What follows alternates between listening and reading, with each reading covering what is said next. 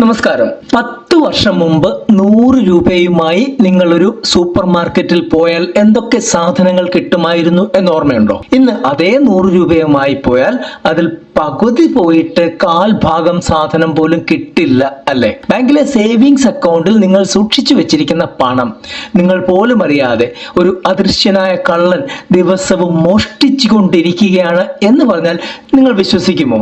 ആ കള്ളന്റെ പേരാണ് ഇൻഫ്ലേഷൻ അഥവാ പണപ്പെരുപ്പം. എന്താണ് ഈ ഇൻഫ്ലേഷൻ എന്ന് വളരെ ലളിതമായിട്ട് പറയാം. കുറച്ച് വർഷങ്ങൾക്ക് മുമ്പ് നമ്മുടെ നാട്ടിൽ ഒരു ചായക്ക് 5 രൂപയായിരുന്നു വില. ഇന്നത് 10 രൂപയോ 15 രൂപയോ ആയി മാറിക്കഴിഞ്ഞിരിക്കുന്നു. ഇവിടെ ചായയുടെ അളവ് കൂടിയിട്ടില്ല, പകരം നമ്മുടെ കയ്യിലിരിക്കുന്ന പണത്തിന്റെ മൂല്യം അഥവാ വില കുറയുകയാണ് ചെയ്തത്.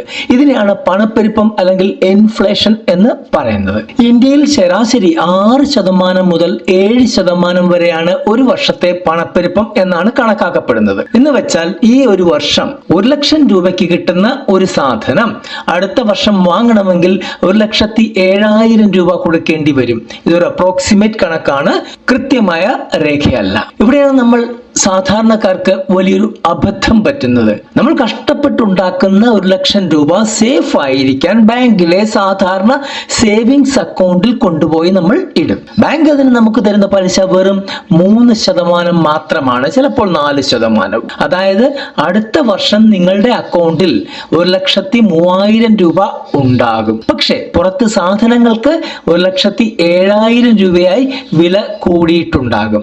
അപ്പോൾ ശരിക്കും നിങ്ങൾക്ക് അവിടെ സംഭവിക്കുന്നത് 4,000 രൂപയുടെ നഷ്ടമാണ്. നിങ്ങൾ പണക്കാരനാവുകയല്ല, പതുക്കെ ദരിദ്രനായി മാറുകയാണ് ചെയ്യുന്നത്.